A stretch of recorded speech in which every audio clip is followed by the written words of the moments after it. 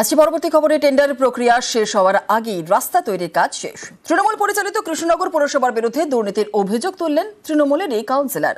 যদিও পুরসভার দাবি রাস্তা তৈরি হয়েছে নিয়ম মেনেই।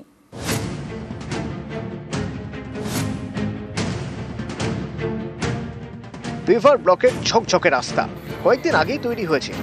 এই রাস্তা নিয়েই কৃষ্ণনগর পুরসভার বিরুদ্ধে দুর্নীতির অভিযোগ। তৃণমূল পরিচালিত কৃষ্ণনগর পুরসভার 24 নম্বর ওয়ার্ড মদনতলা ঘাট থেকে স্থানীয় একটি ক্লাব পর্যন্ত 627 মিটার রাস্তা। এই রাস্তা সংস্কারের জন্য 25শে সেপ্টেম্বর টেন্ডার ডাকে কৃষ্ণনগর পুরসভা। বেভার ব্লকের রাস্তা তৈরির জন্য খরচ ধরা হয় 44,97,000 টাকা। 25শে অক্টোবর দরপত্র খোলার দিন, তার আগেই তৈরি হয়ে গিয়েছে রাস্তা। এ নিয়ে কৃষ্ণনগর পুরসভার বিরুদ্ধে দুর্নীতির অভিযোগ তুলে সুর চড়িয়েছেন তৃণমূলেরই কাউন্সিলর রীতা দাস।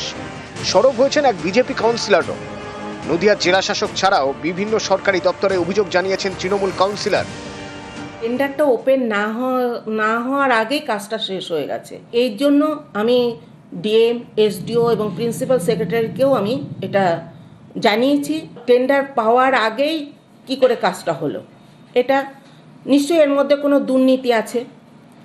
আর এত হুটোপাটা করে টেন্ডার খোলার আগেই তারা কাজ করে নিল, কে কাজটা করলো? এটা তো পৌরসভা একটা আর্থিক অনিয়ম হচ্ছেই। এখন যদি টেন্ডারটা না ডেকেই যদি রাস্তা হয়ে যায়, অবশ্যই অনিয়ম হচ্ছে। সবসময় চাইছি যেন আইন মেনে, প্রশাসন মেনে কাজ হোক। টেন্ডারের ডেট পেরোনোর আগেই কিভাবে রাস্তার কাজ সম্পন্ন হয়? না, এটা বাজে কথা। নিয়ম মেনেই সবকিছু করেছে। টেন্ডার করে ওরা কাজটা হয়েছে, সবকিছু নিয়ম মেনেই হয়েছে। কৃষ্ণনগর থেকে সমীর রুদ্র, নিউজ 18 বাংলা।